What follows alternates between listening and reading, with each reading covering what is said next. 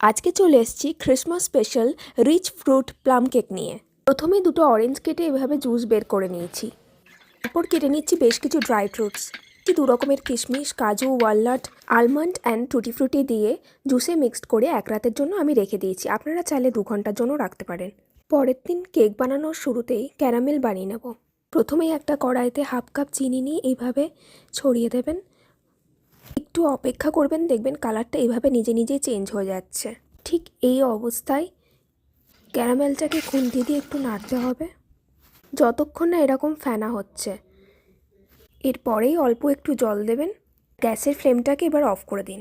ভালো করে মিক্সড করে নিয়ে 10 মিনিটের জন্য ছেড়ে দিন ঠান্ডা হতে। নেক্সট চলে এসেছি কেকের ব্যাটারটা বানাতে।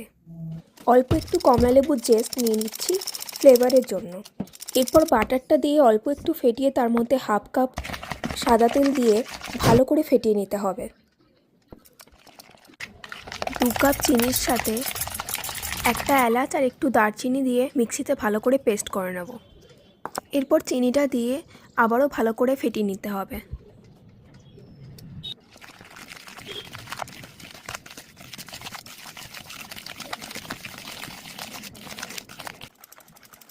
আমি এখানে 4টে ডিম নিয়েছি।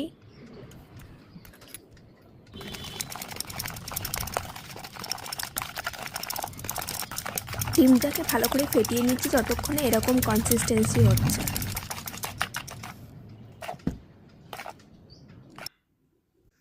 দু কাপ ময়দা অ্যাড করে নিচ্ছি। চামচে করে ময়দাটাকে ঠিক এইভাবে আস্তে আস্তে মিশিয়ে নিতে হবে।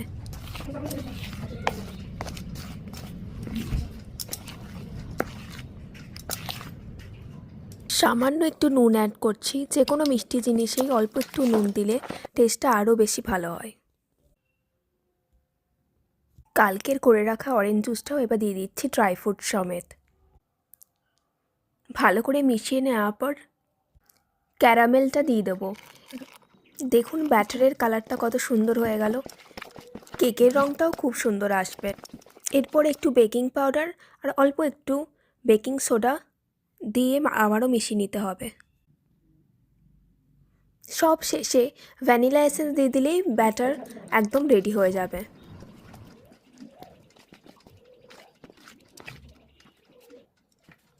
আমার কাছে কেকের মোল্ড ছিল না, তাই আমি দুটো বাটিকে প্রথমে অয়েল ব্রাশ করে ময়দা ছিটিয়ে নিয়েছি। তা এটাতে কেকটা তলায় লেগে যাবে না, এমন সুন্দরভাবে বেরিয়ে আসবে।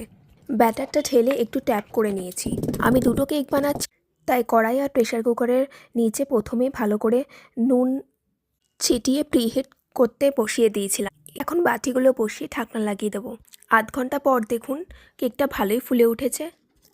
আরও 20 মিনিট পর কেকটাকে নামিয়ে ভালো করে ঠান্ডা করে নিয়েছি। খুব সহজেই কেকটা বেরিয়ে এসেছে। আর দেখুন কেকটা অনেকটা স্পঞ্জিও হয়েছে।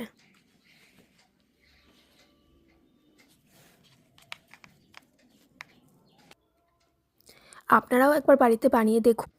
একবার বানালে আপনারাও বাজারের কেনা কেক ভুলে যাবেন।